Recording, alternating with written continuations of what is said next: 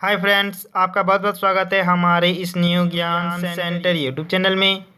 यह video class 12 student के लिए बहुत ही ज़्यादा इम्पोर्टेंट रहने वाली है। जी हाँ, क्योंकि मैं इस वीडियो में आप लोगों को राजनीतिक विज्ञान यानी कि पॉलिटिकल साइंस का सब्जेक्टिव एग्ज़ाम के लिए बहुत ही ज़्यादा मोस्ट इम्पॉर्टेंट सब्जेक्टिव क्वेश्चन बताने वाला हूँ, जो आपके एग्ज़ाम में डायरेक्ट पूछा जाएगा। और ये सारे के सारे प्रश्न प्रीवियस ईयर से लिए गए हैं, ठीक ना। तो हमारे इस वीडियो को पूरा कंप्लीट अंत तक जरूर देखें। अगर हमारे चैनल में पहली बार आए हैं तो हमारे इस न्यू ज्ञान सेंटर चैनल को सब्सक्राइब जरूर कर लें, साथ साथ बेल आइकन को प्रेस कर दें। इस वीडियो को अपने दोस्तों के साथ, मित्रों के साथ ज़्यादा से ज़्यादा शेयर जरूर करें, ठीक ना। तो चलिए वीडियो को शुरू करते हैं। आज मैं जो प्रश्न बताने वाला हूँ आप लोगों के लिए, जो एग्ज़ाम होने वाला है आप लोग का 2023 जो एग्ज़ाम होने वाला है, फाइनल एग्ज़ाम में बहुत ही मोस्ट इंपॉर्टेंट क्वेश्चन रह सकते हैं, ठीक ना। तो देखिए, सबसे पहला क्वेश्चन है, शीत युद्ध से आप क्या समझते हैं, ठीक ना, या शीत युद्ध से क्या अभिप्राय है, ठीक ना। आप लोग का कोई भी क्वेश्चन पूछा जा सकता है, आप लोग एक ही उत्तर लिखना है। तो देखिए, उत्तर अपने शब्दों में सारे के सारे उत्तर मैं बताऊंगा आज। तो उत्तर देखिए, शीत युद्ध उस स्थिति को कहा जाता है जहां देशों के बीच प्रतिद्वंद्विता, तनाव और संघर्ष तो जारी रहता है, लेकिन यह संघर्ष और तनाव युद्ध का रूप नहीं लेता है, ठीक ना। क्या होता है शीत युद्ध में?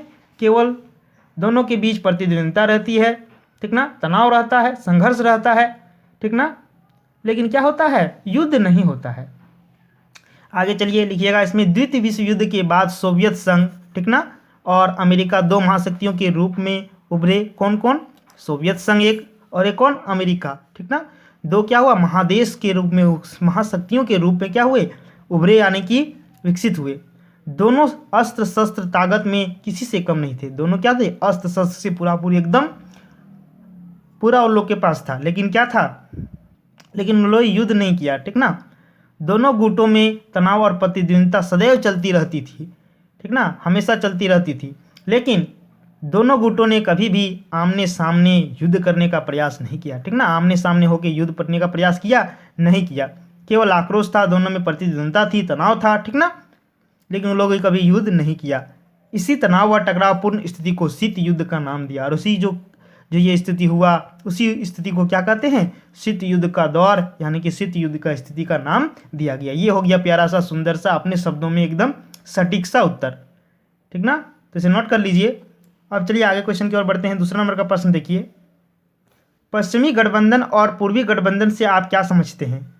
चलिए इसका उत्तर भी देखिए अपने शब्दों में, एकदम हमने आप लोग के लिए अपने शब्दों में लिख के लाए हैं। देखिए, द्वितीय विश्व युद्ध के बाद पूरी दुनिया दो खेमों में बंट गई।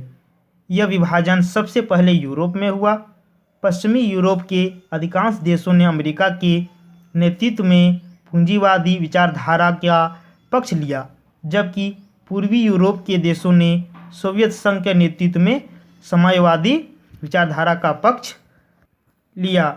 ये खेमे पश्चिमी और पूर्वी गठबंधन कहलाए। ये हो गया प्यारा सा, सुंदर सा उत्तर। चलिए तीसरा नंबर की प्रश्न की ओर बढ़ते हैं। शीत युद्ध किन दो विचारधाराओं के बीच संघर्ष था? तो उत्तर लिखना है आप लोगों को, शीत युद्ध दो विचारधाराओं के बीच संघर्ष था, और डैश दे दीजिएगा, निम्न था लिख के लिखिएगा। एक नंबर पूंजीवादी, दूसरा नंबर साम्यवादी, ठीक ना, समझ गए। ये दो नंबर पे पूछा जा सकता है आप लोग का, कंप्लीट आप लोग याद कर लीजिए, पूंजीवादी था, साम्यवादी। आगे चलते हैं, चौथा नंबर का ये प्रश्न है, पूंजीवादी या उदारवादी लोकतंत्र गुट का नेतृत्व कौन देश कर रहा था? तो अमेरिका, ठीक ना। जो पूंजीवादी थे, यानी कि उदारवादी भी कहते हैं उसे, उन लोग का जो गुट का जो नेतृत्व कर रहा था वो कौन सा देश कर रहा था? बहुत ही मोस्ट इंपॉर्टेंट प्रश्न है दोस्तों, इसे आप लोग जरूर याद कर लीजिएगा, अमेरिका, ठीक ना। आप लोग को उत्तर लिख देना है, एक शब्द या फिर एक वाक्य में भी लिख सकते हैं। तो देखिए, एक शब्द में लिखे हैं तो अमेरिका आप लोग लिख दीजिएगा, आप लोग का काम बन जाएगा।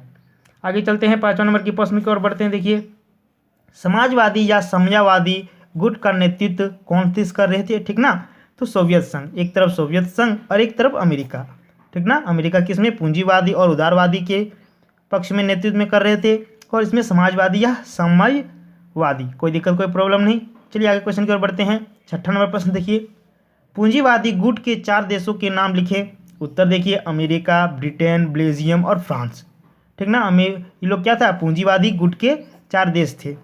कौन कौन? अमेरिका, ब्रिटेन, बेल्जियम और फ्रांस। इसे याद नोट कर लीजिए आप लोग। आगे देखिए, समाजवादी गुट के 4 देशों के नाम लिखने को कहा जा सकता है आप लोगों को, उसका विपरीत है, ठीक ना। एक हो गया पहले अमेरिका के लिए, और अभी सोवियत संघ के लिए। तो देखिए कौन कौन थे इसमें समाजवादी गुट में, सोवियत संघ, पोलैंड, चेकोस्लोवाकिया और बुल्गारिया है, ठीक ना, बुल्गारिया थी। ये सब आप लोग निम्न 4 देशों के नाम याद रखिएगा, पूछा जा सकता है आप लोग को इस बार फाइनल एग्जाम 2023 बोर्ड एग्जाम में। चलिए आगे क्वेश्चन नंबर देखते हैं 8 की ओर। शीत युद्ध काल के 2 प्रतिद्वंदी सैन्य संगठन के नाम लिखें, ठीक ना। जो शीत युद्ध काल के जो प्रमुख जो आप लोग के प्रतिद्वंदी सैन्य जो संगठन बनाया था उन लोग का नाम लिखने को कहा जा रहा है। तो उत्तर देखिए आप लोग निम्न लिखिएगा, डैश देखिए, ठीक ना। तो लिखिएगा शीत युद्ध काल के 2 प्रतिद्वंदी सैन्य संगठन के नाम निम्न है, और लिखिएगा एक नाटो, देखिए लिख के रखे हैं, और दूसरा वर्षा, ठीक ना, वारसा।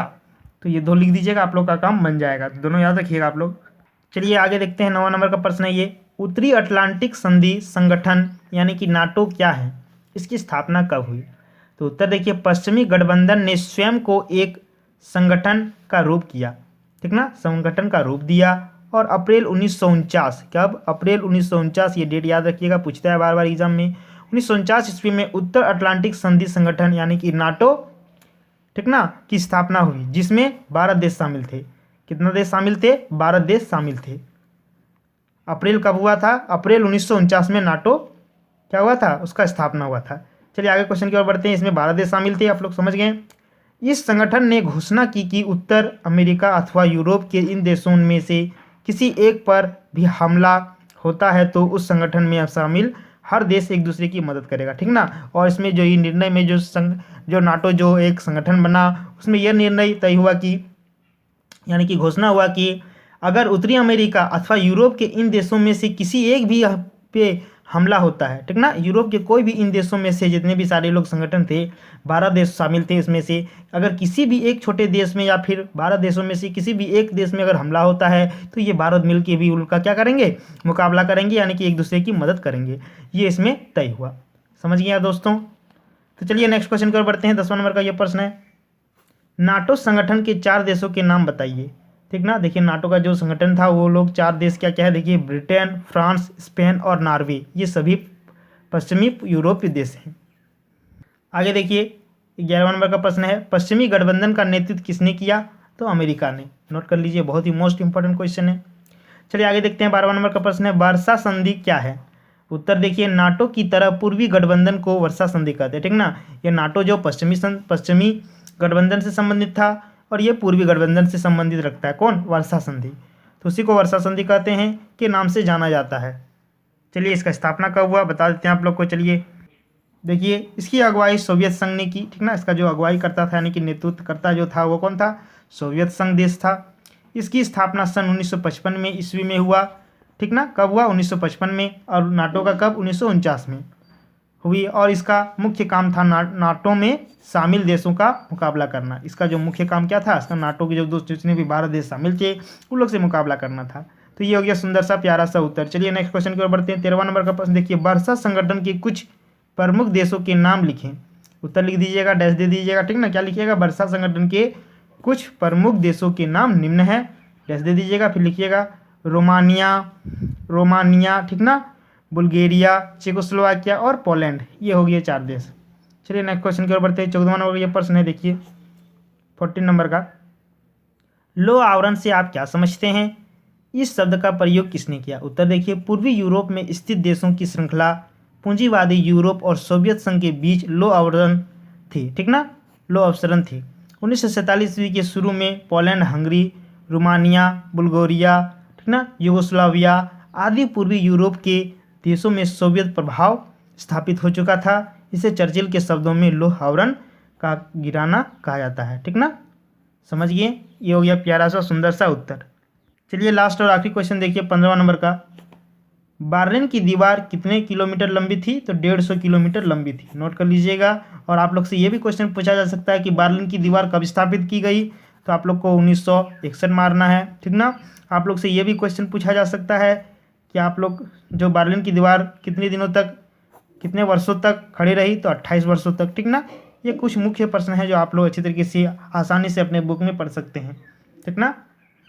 तो आज हमने बहुत ही अच्छी तरीके से आप लोग को 15 जो है सब्जेक्टिव क्वेश्चन बता दिए, मोस्ट इंपॉर्टेंट है जो इस बार एग्जाम में आप लोग के आ सकते हैं। तो आप लोग जरूर याद कर लीजिएगा सारे के सारे क्वेश्चन, ठीक ना। और हमारे चैनल में अगर पहली बार आएँ तो हमारे इस न्यू ज्ञान सेंटर चैनल को सब्सक्राइब जरूर कर लें, साथ साथ बेल आइकन को प्रेस कर दें। इस वीडियो को अपने दोस्तों के साथ, मित्रों के साथ ज़्यादा से ज़्यादा शेयर जरूर करें।